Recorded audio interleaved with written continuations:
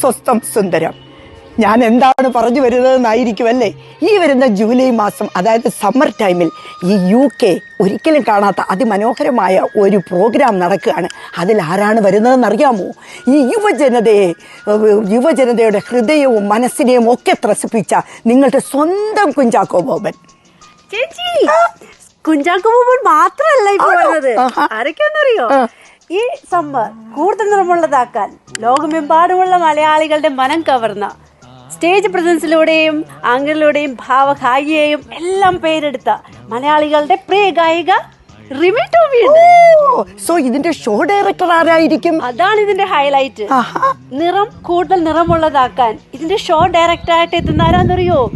കോമഡിയുടെ രാജാവായ പിഷാരടിയാണ്. ടിക്കറ്റ് എടുത്തോ? ഞാൻ ടിക്കറ്റ് എടുക്കാൻ പോവുകയാണ്.